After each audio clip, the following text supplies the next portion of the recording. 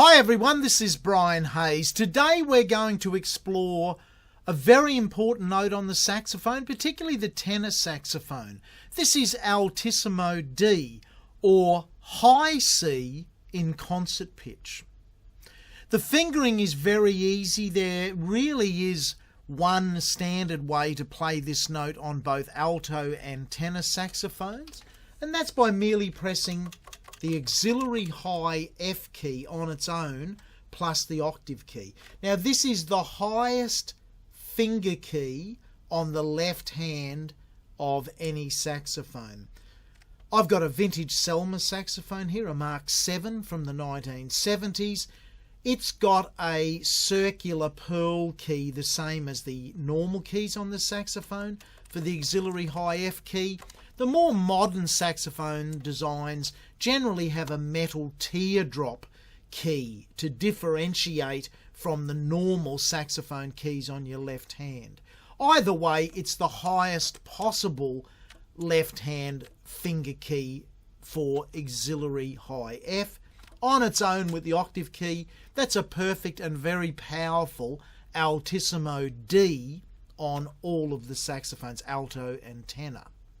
The alternate way to play that, and this depends on how you're approaching the note, is to use the traditional high F fingering. So this is the palm key high F fingering.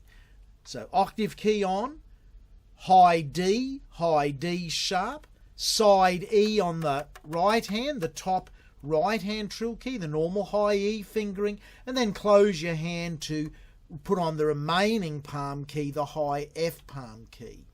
Now, whilst that's a pretty complex fingering, the normal high F anyway, if you look at my tutorials where I've explored alternate fingerings for high C sharp, and now D, you can play Altissimo C, C sharp, and D consecutively in the same way that we can play normal high E flat, high E, and high F. For me, definitely the best sounding Altissimo D is just that one key at the top of the left-hand fingering stack.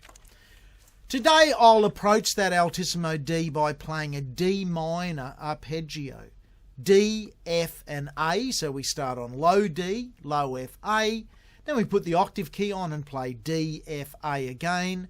Leave the octave key on, I will play palm key high D, then I'll play the auxiliary F fingering, the shortcut fingering, so high C plus the auxiliary high F key and the octave key. Then I'll switch to Altissimo A. If you're not sure of these notes, check out my earlier tutorials. And then I'll switch to Altissimo D. That's going to sound like this.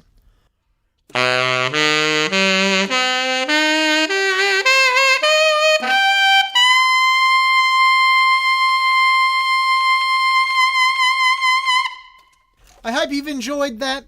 Altissimo D on the saxophone.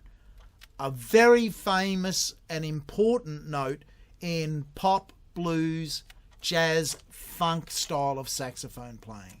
Bye for now.